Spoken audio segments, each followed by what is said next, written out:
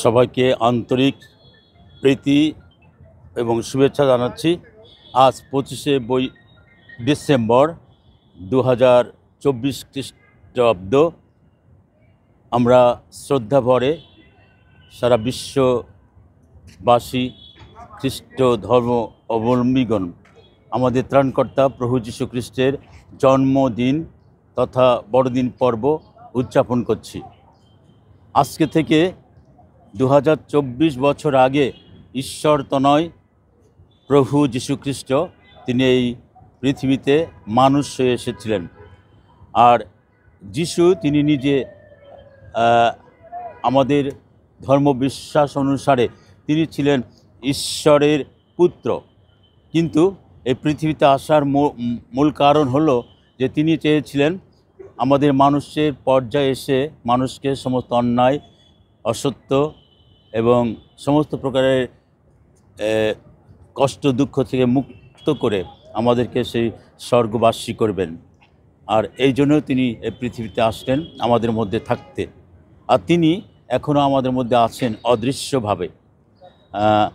তিনি তার মৃত্যু ও পুনরুত্থানের মধ্য দিয়ে স্বর্গে গিয়েছেন এবং পৃথিবীর শেষ দিনে তিনি আবারও ওই জগতে আসবেন। আর সেদিন সমস্ত বিশ্ব মানব জাতিকে বিচার করবেন।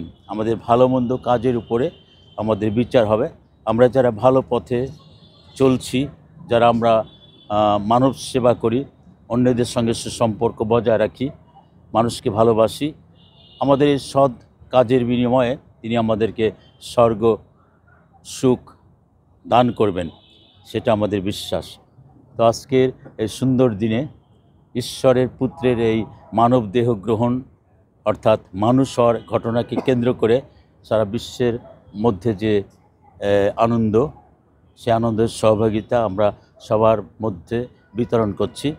আর প্রার্থনা করি যেন যিশুর এই মানব দেহ গ্রহণের মধ্য দিয়ে এই পৃথিবীতে ঐশ্বরিক সুখ শান্তি আমরা সবাই লাভ করতে পারি। সবাইকে বড়দিনের শুভেচ্ছা, ধন্যবাদ।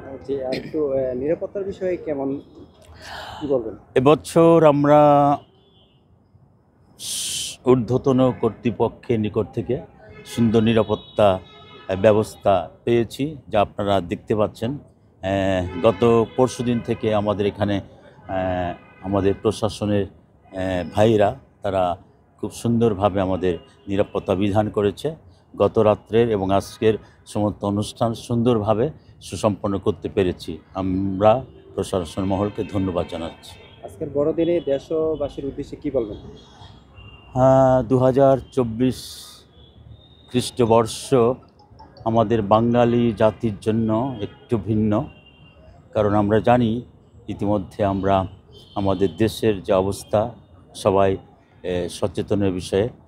তো আমরা আশা করি যে খ্রিস্ট যিশু তিনি যে এই পৃথিবীতে এসেছিলেন ন্যায় ধর্ম প্রতিষ্ঠা করতে, সত্যের প্রতিষ্ঠা করতে এবং অন্যায় তথা সমাজ থেকে সমস্ত প্রকারের সন্ত্রাস নৈরাজ্য তিনি দূরীভূত করতে এসেছিলেন।